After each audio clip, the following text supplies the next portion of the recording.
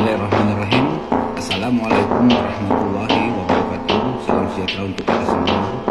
Saya Hermawan Sarjana Hukum selaku kuasa dari 4 orang anak berhadapan hukum, yaitu anak IS, anak MZ, anak NS, dan anak AS. Jadi perlu kami sampaikan bahwa pada tanggal 10 Oktober 2024 itu telah diputuskan oleh Majelis Hakim Pengadilan Negeri Kelas 1A Palembang, Peradilan Anak, bahwa anak IS itu dinyatakan untuk dihukum 10 tahun penjara. Sedangkan untuk 3 orang anak berhadapan hukum lainnya, yaitu anak MZ, anak NS, dan anak AS, masing-masing diberikan tindakan dalam bentuk pendidikan di LVKS, Ogan Ilir, 1 tahun. Jadi kami sebagai kuasa hukum itu sangat kecewa. Dan kami sudah menyatakan banding terhadap putusan pengadilan tersebut. Serta telah pula menyampaikan memori banding ke pengadilan negeri atas putusan majelis hakim tersebut.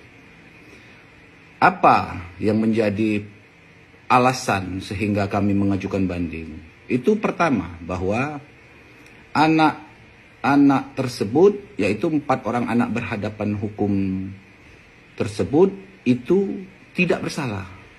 Dan mereka bukan pelaku daripada peristiwa pidana yang didakwakan. Jadi perlu kami sampaikan bahwa sebagian masyarakat mungkin tidak puas dengan putusan majelis hakim karena dirasakan bahwa putusan tersebut mungkin terlalu ringan. Bagi kami justru sangat berat untuk diterima oleh 4 orang anak berhadapan hukum tersebut. Karena mereka tidak bersalah dan mereka bukan pelaku. Bagaimana mungkin mereka yang tidak melakukan peristiwa pidana yang didakwakan tersebut harus menanggung perbuatan orang lain? Apalagi status daripada pemerkosa dan pembunuh itu akan melekat pada diri mereka masing-masing sampai anak keturunan mereka. Dan tentu akan sangat berat untuk mereka terima. Apalagi mereka masih anak-anak. Masa depan mereka juga tentu akan lebih sulit dengan menyandang status tersebut. Bahwa anak-anak tersebut tidak bersalah dan bukan pelaku itu secara tegas mereka nyatakan pada saat dilakukan cross-check akhir yang secara langsung dilakukan oleh majelis hakim kepada 4 orang anak tersebut. Jadi pada waktu cross-check akhir tersebut, 4 orang anak tersebut dengan tegas menyatakan mereka bukan pelaku daripada peristiwa pidana yang didakwakan. Kemudian apa yang menjadi alasan utama kami sehingga menyatakan banding dan mengajukan memori banding terhadap putusan majelis hakim tersebut? Itu pertama, bahwa di muka persidangan itu terbukti bahwa peristiwa pemerkosaan dan pembunuhan tersebut sangat berkaitan dengan adanya acara pertunjukan kuda kepang atau kuda lumping di lokasi yang berbeda.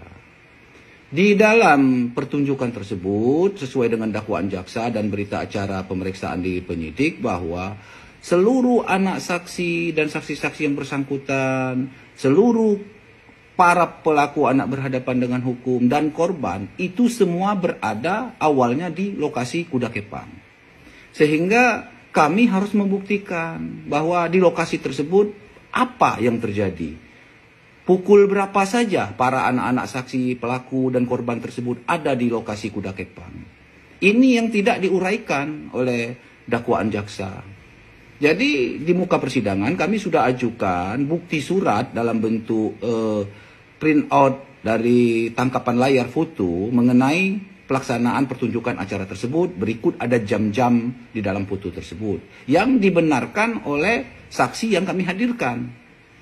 Kemudian kami juga menghadirkan saksi pemain gendang daripada acara tersebut, bahwa terdapat fakta hukum acara kuda kepang atau kuda lumping tersebut itu dimulai di atas pukul 13.38. Dimulai dengan tarian anak-anak. Setelah tarian anak-anak lebih kurang 15-20 menit, dilanjutkan dengan acara tari barong. Setelah tari barong yang berlangsung lebih kurang sekitar 30 menit, dilanjutkan dengan pidato sambutan dari pemimpin kuda kepang. Setelah pidato sambutan pemimpin kuda kepang, dilanjutkan dengan pidato sambutan dari ketua RT di tempat lokasi acara pertunjukan tersebut berlangsung. Setelah artinya pidato dari ketua RT, acara dilanjutkan dengan tari dewasa ibu-ibu. Setelah tari dewasa ibu-ibu, jeda asar, dilanjutkan kemudian dengan tari dewasa laki-laki, dan terakhir pertunjukan para penari laki-laki tersebut ada yang mabuk atau kemasukan. Jadi dengan adanya susunan acara tersebut kami sudah buktikan, dan kami juga sudah buktikan pukul-pukul berapa saja terjadinya pertunjukan-pertunjukan tersebut. 13.38 tadi dimulai di atas 13.38, lebih kurang 15 sampai 20 menit, sekitar pukul 14 sampai pukul 14.30 itu ada tari barong. Kemudian dilanjutkan sambutan dari pemimpin kuda kepang dan pemimpin dan ketua RT itu sekitar sampai pukul 14.45. Karena pukul 14.44 Pak RT pidato, itu kami ada bukti fotonya yang dibenarkan oleh saksi yang memfoto tersebut. Nah, setelah artinya itu baru terjadi pertunjukan tari dewasa ibu-ibu. Itu dulu yang harus kami jelaskan. Itu fakta yang sudah terbukti. Kemudian yang kedua, dakwaan jaksa itu di muka persidangan dan surat dakwaan itu menyampaikan bahwa seluruh anak para pelaku itu sampai di lokasi kuda kepang lebih kurang pukul 13.30. Setelah sampai di kuda kepang, mereka mendalilkan bahwa anak IS itu bertemu dengan anak N dan korban. Setelah bertemu tadi, baru anak IS dan anak korban ditinggalkan oleh anak N tadi. Anak IS dan korban itu bersama 4 orang tadi pergi menuju TKP yang pertama, yaitu di krematorium. Pukul 13.50. 13.50 mereka meninggalkan lokasi kuda kepang, kuda lumping menuju krematorium. Pukul 14.00 itu anak korban dibekap. Setelah dibekap kehilangan nyawa, baru dilakukan pemerkosaan secara bergiliran oleh 4 orang anak tersebut. Setelah itu jenazah mereka buang ke tempat pembuangan dan kembali diperkosa, yang memakan durasi waktu dari pukul 13.50 tadi, pukul 14 kehilangan nyawa, sampai pukul 14.45. Itu uraian dalil dakwaan jaksa. Ternyata apabila dikaitkan dengan artinya peristiwa adanya tindak pidana tadi dengan acara yang di kuda kepang, itu berlangsung pada pukul 13.50 sampai 14.44 itu, 14.45 itu adalah tari anak-anak, tari barong, dan pidato-pidato.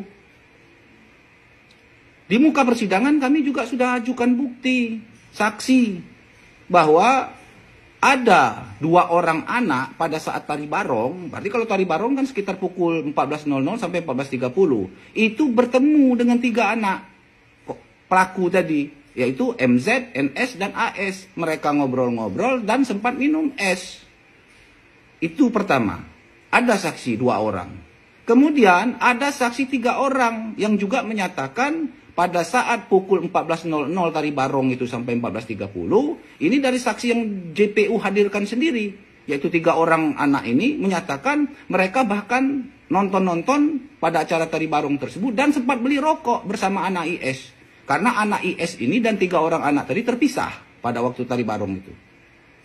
Jadi terbukti anak IS pada saat peristiwa itu didakwakan pukul 14 sampai 14.30 ada di lokasi kuda kepang. Kemudian 3 anak MZ, NS, dan AS itu juga ada di lokasi kuda kepang berdasarkan keterangan 2 orang saksi tadi. Jadi sudah terbukti. Itu bukti yang pertama. Kemudian bukti yang kedua, bahwa didalilkan jaksa tadi pukul 14.00 sampai 14.30 terjadi peristiwa pembunuhan. Sebelumnya bertemu korban dengan saksi N dan pelaku IS. Ternyata di muka persidangan dan di BAP, saksi N itu yang bertemu dengan korban, menurut dakwaan jaksa, dikuatkan dengan saksi A perempuan, itu yang pergi bersama-sama saksi N ke lokasi kuda kepang. Mereka tiba atau hadir di acara kuda kepang itu pada saat tari dewasa ibu-ibu. Jadi kalau tari dewasa ibu-ibu, faktanya itu di atas pukul 14.44. Tetapi mereka karena tidak tahu jam, mereka menyampaikan sekitar pukul 14.30. Baik di BAP maupun di muka persidangan mereka menyampaikan seperti itu, pukul 14.30. Yang faktanya seharusnya 14.44, di atas 14.44. Jadi kalau pukul 14.30 sesuai BAP atau keterangan anak saksi tersebut di muka persidangan, atau sesuai fakta tadi yang memang sudah terbukti di atas pukul 14.44, anak korban itu, almarhum Ayu Andriani itu masih hidup.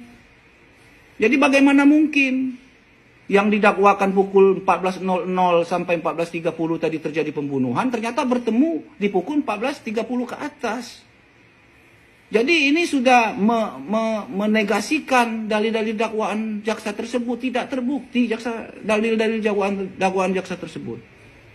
Kemudian juga kami sampaikan bahwa berdasarkan keterangan ahli bahwa yang memeriksa visum dari anak korban itu ada luka lebam di dagu sebelah kanan. Kemudian ada kekerasan di leher. Dan kemudian ada juga kekerasan seksual itu dilakukan pada saat korban masih hidup atau masih bernyawa. Sedangkan dakwaan jaksa jelas-jelas tidak ada mendalilkan ada kekerasan di leher. Siapa yang melakukan kekerasan di leher tersebut? Kemudian yang kedua, lebam di dagu itu menurut keterangan ahli didapat pada saat jenazah masih hidup. Artinya sebelum jenazah itu dibunuh, siapa yang melakukan kekerasan di dagu tersebut? Dan terakhir, menurut jaksa, terjadinya pemerkosaan itu setelah korban dibekap, artinya setelah kehilangan nyawa. Ternyata menurut ahli itu dilakukan pada saat korban masih hidup. Lah siapa yang melakukan kekerasan itu, kekerasan seksual pada saat korban masih hidup? Itu keterangan ahli.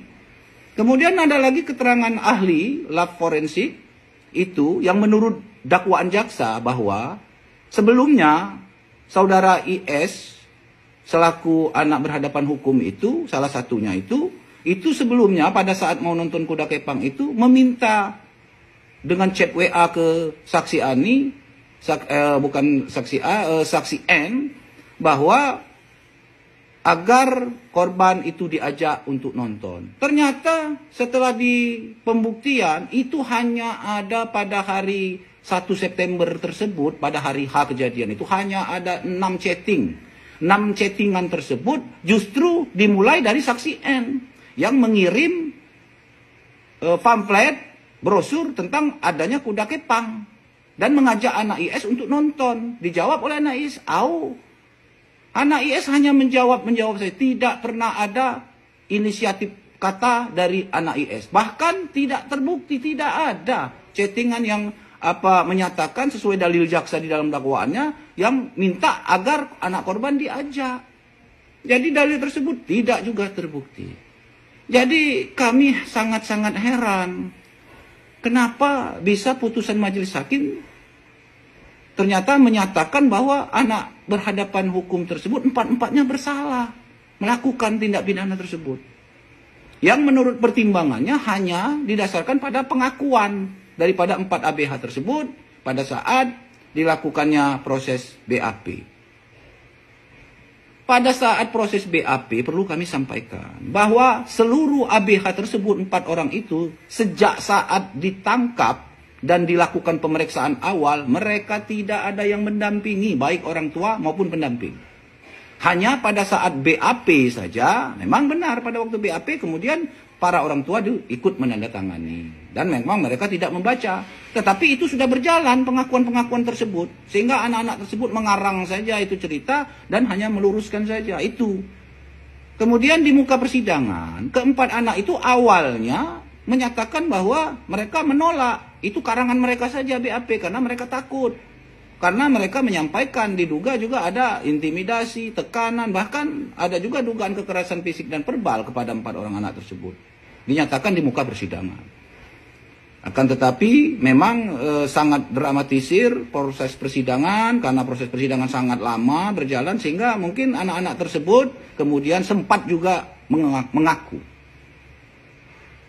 Dan ternyata setelah pemeriksaan akhir dilakukan cross check kepada empat anak-anak tersebut, diminta lagi penegasan tentang apa sikap mereka terhadap peristiwa. Mereka ternyata semuanya mengaku tidak bersalah dan bukan pelaku dari kejahatan tersebut. Jadi kami berdasarkan pertimbangan-pertimbangan dalam putusan, setelah kami pelajari, kami artinya tidak terburu-buru karena ini menyangkut hak daripada anak-anak tersebut melalui orang tuanya. Kami sampaikan juga karena apakah mereka memang harus banding, ternyata mereka tetap berpendapat mereka harus banding meskipun ada 3 anak itu sangat ringan putusannya. Karena memang mereka tidak bersalah. Bukan soal ringan atau tidak ringan. Ini tidak ada keadilan. Kenapa? Bagi mereka yang tidak melakukan kok harus menanggung akibat seperti itu. Itulah beberapa dasar kami. Karena ini sangat singkat kami jelaskan. Kami harapkan agar masyarakat memahami. Mohon kepada seluruh masyarakat dipahami, dipelajari, diverifikasi, duduk permasalahan dari persoalan ini sehingga bisa dinilai apakah memang mereka ini patut untuk dihukum atau memang mereka ini harus dibebaskan karena memang mereka tidak bersalah dan pelaku sebenarnya itu harus ditangkap dan dihukum seberat-beratnya. Itu yang kami inginkan. Kepada keluarga korban kami mohon maaf kalau ini terus menjadi polemik. Kami sebagai kuasa hukum hanya menjalankan kewenangan, hanya menjalankan keinginan daripada anak-anak tersebut dan keluarganya. Mereka juga sama dengan korban berkepentingan untuk agar pelaku sebenarnya ini bisa terungkap. Itu. Dan tentunya kami siap juga akan mendukung korban apapun agar persoalan ini bisa terang benderang. Kepada masyarakat sekali lagi, baik kepada kawan-kawan pers, pihak-pihak yang berkepentingan, dimohon perhatian. Tolonglah 4 orang anak ini. Pelajari, pahami duduk masalahnya. Ini kira-kira alasannya. Silakan dilakukan investigasi terhadap apa yang kami jelaskan tadi. Apakah benar atau tidak. Itu saja. Jadi itu yang kami sampaikan. Apabila mungkin ada perkataan ke saya yang keliru, yang mungkin menyinggung kawan-kawan yang lain yang berkepentingan, saya mohon maaf. Kepada Allah saya mohon ampun. Semoga kita semua diberikan kesehatan, kekuatan untuk tetap memperjuangkan yang benar itu adalah benar dan yang salah itu adalah salah. Siapa lagi yang bisa berjuang untuk anak-anak dan mereka yang orang tidak punya ini? Karena 4 orang anak ini semuanya kehidupannya orang susah semua, bukan orang yang berpunya. Mereka adalah pedagang bakso keliling orang tuanya, ada yang serabutan, ada yang hanya tukang servis AC dan kuli bangunan. Jadi mereka memang tidak mempunyai sumber daya apapun untuk memperjuangkan hak-hak mereka. Kecuali kita-kita inilah yang mungkin masih bisa artinya bersolidaritas terhadap penegakan hukum yang baik dan benar, serta kebenaran material itu tetap harus diperjuangkan di bumi Republik Indonesia tercinta ini. Demikian, wassalamualaikum warahmatullahi wabarakatuh.